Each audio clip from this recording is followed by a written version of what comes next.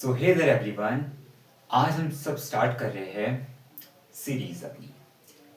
आज हम पढ़ेंगे मैथमेटिक्स का सबसे इजीएस्ट चैप्टर आपके बुक का, जिसका नाम है बैंकिंग। मैथ्स का ये आपकी बुक का सबसे इजीएस्ट चैप्टर है क्योंकि इसमें आपके पास जस्ट एक फॉर्मूला है। एक फॉर्मूला है आपके पास और उसी फॉर्मूले को लगा के आपको डिफरेंट एस्पेक्ट्स में उसे कैलकुलेट करना है। सिंपल हम समझते हैं, पहले थोड़ा कॉन्सेप्ट में जाते हैं क्योंकि मैं डायरेक्टली आपको फॉर्मूला लिखा सकता हूँ, बोलूँगा हाँ ऐसे करो ऐसे करो ऐसे करो, लेकिन नहीं, हमें कॉन्सेप्ट पहले समझना है। तो सबसे पहले हम थोड़ा बेसिक में आते हैं कि आपने सिर्फ 6th-7th क्लास में एक चीज पढ़ी होगी known as simple interest. Simple interest इसका फॉर्मूला पढ़ते थे, principal into rate into time upon 100। यह आपने बेसिक बात पढ़ी है अपने छोटी यानी कि जूनियर क्लासेस में। अब इसमें बात ये क्या है कि जब भी आप अपना पैसा बैंक में जमा करते हो, बैंक में आप जमा कैसे करते हो, आपने एक टर्म सुना होगा एफडी नाम से। FD is known as fixed deposit. Fixed deposit मतलब एक बार पैसे जमा कर दिए, किसी फिक्स्ड टेन्योर के लिए यानी कि फिक्स्ड टाइम के लिए आपने पैसे जमा कर दिए हैं। तो जब आपका पैसा बैंक के पास है, जब बैंक आपको पैसा देता है तो मतलब बैंक आपको लोन में पैसा दे रहा है तो आपसे कुछ इंटरेस्ट ले रहा है। अब आप बैंक को पैसे दे रहे हो तो बैंक की भी ये जिम्मेदारी है कि आपको कुछ इंटरेस्ट दे। तो बैंक आपको आपकी एफडी में देती है सिंपल इंटरेस्ट। वही सिंपल इंटरेस्ट आपको अपने डिपॉजिट पैसे में मिलता है। ये आपने बचपन में पढ़ा, आपने सुना भी होगा आसपास कहीं भी। फिर एक जो टर्म आता है आपने सुनी होगी, वो होती है आरडी। बोलते हैं ना कि मैं आपके अपने अपने पेरेंट्स से सुना होगा, आसपास सुना होगा कि हाँ मैंने हर महीने 1000 रुपए की आरडी करा रखी है। तो ये आरडी क्या होती है? आरडी भी एक कमर्शियल टर्म है, बैंकिंग टर्म है, इसे बोलते हैं रिकरिंग डिपॉजिट। ये भी एक टाइप का डिपॉजिट होता है, आपको इसमें भी पैसे जमा करने हैं, पर इसमें फिक्स्ड डिपॉजिट में क्या होता है कि एक ही बार पैसे जमा होते हैं। रिकरिंग डिपॉजिट में ये होता है कि बार बार आपको पैसे जमा करने पड़ते हैं। अब रिकरिंग डिपॉजिट में क्या है कि आपको जैसे कुछ सम, यहाँ भी पी मतलब प्रिंसिपल होता है, या प्रिंसिपल मतलब कितना पैसा जमा कर रहे हो आप। यहाँ पे आपको प्रिंसिपल देना पड़ेगा, इसमें देता हूँ 1000 रुपीज पर मंथ। तो यहाँ आपको हर महीने प्रिंसिपल देना होगा क्योंकि ये रिकरिंग है, बार बार आप तो दे रहे हो उसमें पैसा। फिर आपके आता है टाइम, यानी कि कितने टाइम तक आपको पैसा देना है। यहाँ पे आपका फिक्स्ड डिपॉजिट में क्या होता है कि आपने एक ही बार में 10 लाख रुपीस है आपके पास, आपने उसे बैग में डिपॉजिट कर दिए 10 ईयर्स के लिए। तो 10 साल तक आपके पैसे रहेंगे, आपने एक ही बार में जमा किए हैं। यहाँ पे क्या होता है कि अगर आपको 10 साल तक 1000 रुपए जमा करने हैं तो यहाँ पे आपको मंथली जमा करने होते हैं, तो आपको ईयर्स को मंथ में कन्वर्ट करना पड़ता है। जैसे आपने 10 ईयर्स के लिए किए, उसे लिखा जाएगा 120 मंथ्स, और यह टाइम को डिनोट किया जाता है एन से, प्रिंसिपल पी से। इसके बाद आता है रेट, यानी कि जिस इंटरेस्ट पे आपको बैंक पैसा देगा। रेट तो हर जगह सेम होती है, रेट डिनोट किया जाता है आर से। रेट जो भी लेट्स से 10%, और इसी के साथ आप निकाल सकते हो आई होगा आपका इंटरेस्ट। ये है, ये बेसिक बात है। अब मैं आपके सामने लिखता हूं इसका फॉर्मूला। अब हम आ चुके हैं फॉर्मूले पे। फॉर्मूला क्या होता है, आपको उसमें सिंपल इंटरेस्ट निकालना है, इसमें आपको बेसिकली इंटरेस्ट निकालना है। तो हम लिखते हैं आई मींस इंटरेस्ट होता है, पहले होता है आपका पी, कितना पैसा जमा करोगे हर महीने। इसके बाद आता है आपका मल्टीप्लीकेशन साइन, फिर आता है एन, एन मतलब कितने महीनों के लिए करोगे आप डिपॉजिट। इसके बाद आएगा n+1। ये n+1 मतलब आपको n के साथ एक ऐड करना है। ये इसलिए आएगा क्योंकि आप पैसे को बार बार डिपॉजिट कर रहे हो, इसलिए आपका एक बार n+1 आएगा।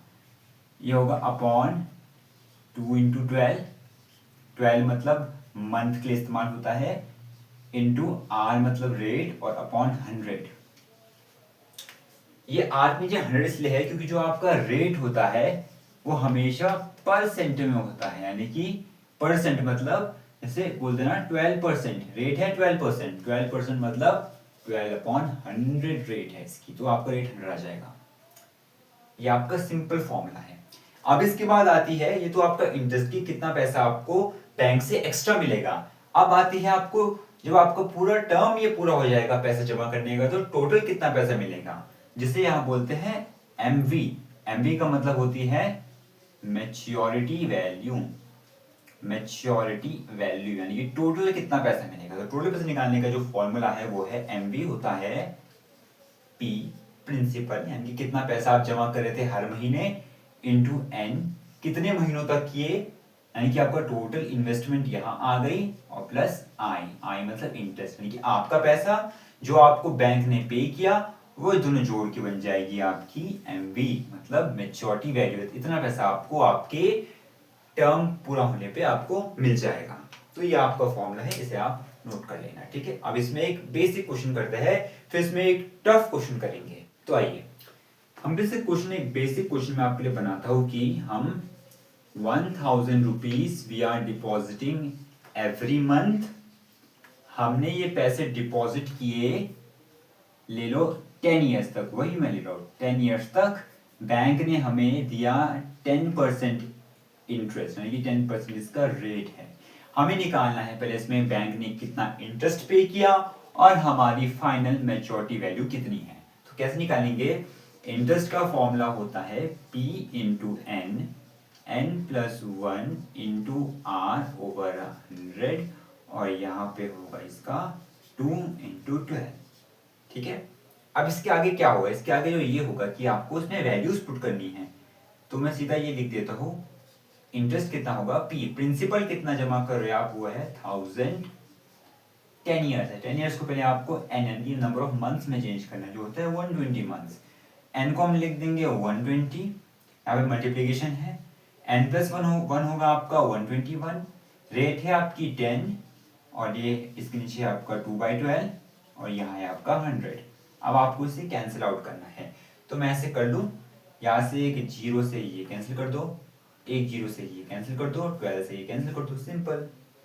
और आप ये 2 से ये कैंसिल कर दो, 500 कर दो इसे, सिंपल। अब इसे मल्टीप्लाई कर दो यहाँ पे, तो 500 के 2 जीरो यहाँ जाएंगे, 1 5 जा 5, 5 2 जा 10, 1, ये हो जाएगा 605, यानी कि इतने रुपीस आपको बैंक इंटरेस्ट पे करेगा। 60,500 रुपीज का आपका इंटरेस्ट मिलेगा। अब हमें निकालनी है मैच्योरिटी वैल्यू कितनी होगी आपकी, टोटल वैल्यू। तो मैच्योरिटी वैल्यू होती है आपकी principal into number of months plus interest.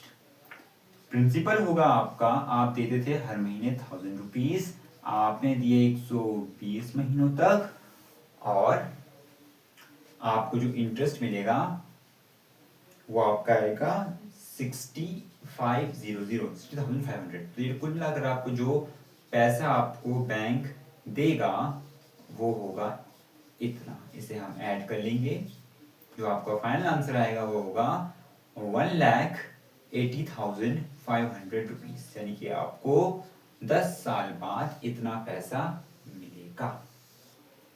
आपने कितने पैसे जमा किए थे टोटल फेज में, 1,20,000, और बैंक आपको 60,500 उसमें इंटरेस्ट देगा, और आपको फाइनल मिलेगा 1,80,500 रुपीज। तो ये एक बेसिक फॉर्मूला, एक बेसिक क्वेश्चन था इस पे।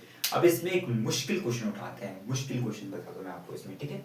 तो मैंने एक क्वेश्चन लिया यहाँ पे, वो आपसे पूछ रहा है कि एक आदमी हर महीने 500, एक आदमी हर महीने आपकी बैंक में 500 रुपीज जमा करता था हर महीने। बैंक ने उसे 8% इंटरेस्ट दिया, उसका जो इंटरेस्ट आया फाइनल वो है 6,100 रुपीज। आपको क्या निकालना है, टाइम निकालना है, एंड फाइनल में मैच्योरिटी वैल्यू निकालनी है।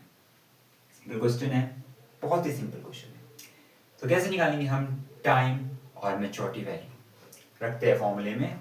जो आपका सिंपल इंटरेस्ट होता है वो होता है P into N, N plus 1 into R, यहाँ पे ओवर 100 ओवर 2/12। आप इसे 2/12 इंटू 100 को जोड़ के 2400 से भी इसे अपॉन कर सकते हो, पर मैंने यहाँ पे अलग अलग कॉन्स्टिट्यूंट लिए, इससे इजीली ये कैंसिल आउट हो जाए ऊपर से। इंटरेस्ट की वैल्यू डाल दो, वो है 6100, प्रिंसिपल हमें दिया है 500, एन हमें नहीं पता, n+1 भी हमें नहीं पता। रेट हमें दिया है 8, नीचे 100 आएगा और इसके नीचे आएगा 2/12। ठीक है, सिंपल है। आप क्या करो, 100 ऐसे 100 काटो, यहाँ से ये काटो, आप इस 2 से काटो इसे, ये बचेगा 4 1, 12 से काटो इसे 1, ये बचेगा 3, अभी 3 बच गया। इसे हम ऐसे कर सकते हैं क्या, इस 3 को हमने यहाँ भेज दिया तो 3 यहाँ आएगा, यहाँ अपॉन में था तो यहाँ मल्टीप्लाई हो जाएगा, तो इसके साथ ये बनेगा 18300, सिंपल बन गया इसके साथ। और यहाँ पे हमारा भी 5 बचा है, तो इसे हम लिखते हैं 5n n+1, ये बन गया। आप यहाँ पे क्या करना है, आपको पहले इस n को अंदर सॉल्व करना है, अंदर मल्टीप्लाई करना है। तो मैं इसे ऐसे लिख दूं क्या, इसे हम ऐसे लिख सकते हैं 18300 is equals to 5 times of n into n होता है n², और ये हो जाएगा n, पूरे से मल्टीप्लाई करेंगे तो हम इसे ऐसे बोल सकते हैं 5n² प्लस n। तो ये आपकी वैल्यू बन गई है। अब हमें इस इक्वेशन को करना है सॉल्व।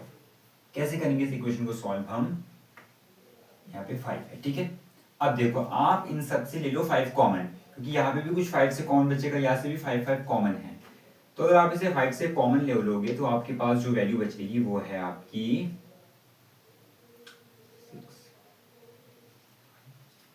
आपकी बचेगी 3650 is equals to n² plus n, ये आपकी वैल्यू बच गई है। 3650 is equals to n² plus n बच गई वैल्यू। अब बताइए कैसे सॉल्व होगा। अगर आपको क्वाड्रेटिक इक्वेशन सॉल्व करना आता है तो ये क्वेश्चन बहुत ही ज़्यादा आसान है। कैसे ये आसान, अब आपके पास वैल्यू होगी यहाँ पे, यहाँ से आपने लिए वैल्यू, तो ऐसे हो जाएगी n² plus n is equals to 3650 होगा। इसे क्वाड्रेटिक बनाना है तो आपके पास ये ऐसे बन जाएगा, ये इधर आएगा तो ये इज इक्वल्स टू 0। सिंपल बात है, कोई इसमें दिक्कत की बात तो नहीं है आपको, नहीं। अब हमें इसे सॉल्व करना है, यहाँ पे 60 आएगा। हम पे ये क्वेश्चन आ गई है। इसमें हमें क्या करना है, अब हमें इसमें कुछ ऐसा देखना है कि ये इसके बराबर आ जाए। तो अगर आपको फैक्टर्स निकालने आते हैं तो आपके लिए क्वेश्चन बहुत ही ज़्यादा इजी है। तो हमारे पास ये यहाँ पे 36, तो हमारे पास यहाँ पे जो ये वैल्यू आई है वो है 3660। इसे कैसे सॉल्व करना है, तो हमें इसके पहले फैक्टर्स निकालने हैं। इसे हम सिंपल कर देंगे, इसलिए 336 इंटू 10, ऐसे होते हैं, 2 फैक्टर्स है। इसे हम काट सकते हैं 183/20, इसे हम फिर से काट सकते हैं 61, 3 से आएगा 60, तो 61 60 एक का गैप है, यहाँ पे एक ही है, तो 61 60 इसके फैक्टर्स है। तो हम इसे ऐसे लिख सकते हैं कि n² plus 61 minus 60 n minus 3660 is equals to 0। ये सॉल्व करते हैं। होप सो आपको क्वाड्रेटिक इक्वेशंस आते होंगे। मैं आपको उस चैप्टर्स में भी पढ़ाऊंगा एक बार, फिर आपको अच्छे से आ जाएंगे। लेकिन अभी हमें इसे ऐसे ही करना है, यहाँ पे सॉल्व। यहाँ से हम, इसमें n और n कॉमन है, तब तो हम n वहाँ ले लेते हैं, n प्लस 61। यहाँ पे हमारा 60 कॉमन है, इसमें भी, तो हम यहाँ पे -60 है तो -60 बाहर लेंगे, -60 बाहर ले तो यहाँ पे हमें बचेगा n, यहाँ से हम प्लस माइनस से अगर माइनस बाहर लेंगे तो हमें बचेगा प्लस 61 इज इक्वल्स टू 0। हम पे एक फैक्टर बना है n-60 बना है, एक हम पे बना है n+61, ये दोनों 0 के बराबर रखने हैं हमें रखना है। अगर हम लेंगे n-60 को 0 के बराबर तो n की वैल्यू हो जाएगी 60। अगर हम रखेंगे n+61 को 0 के बराबर तो हमारी n की वैल्यू हो जाएगी -61। और कभी भी हमारा ये जो हमने n निकाला है, n होता है हमारा नंबर ऑफ मंथ्स, ये कभी भी माइनस के बराबर यानी कि नेगेटिव नहीं हो सकता, तो इसे हम कैंसिल कर देंगे। तो हमारा जो n की वैल्यू है वो आ गई है हमारी 60। That means n is equals to 5 years। तो यही आपका सबसे डिफिकल्ट क्वेश्चन है, और इससे यही एकमात्र टाइप का डिफिकल्ट क्वेश्चन है, और ये कभी कभी आता है, वरना बेसिक क्वेश्चंस आते हैं। तो इतना ही था बैंकिंग में। That's it, meet in the next video. The time, study, stay happy and be good. Thank you very much.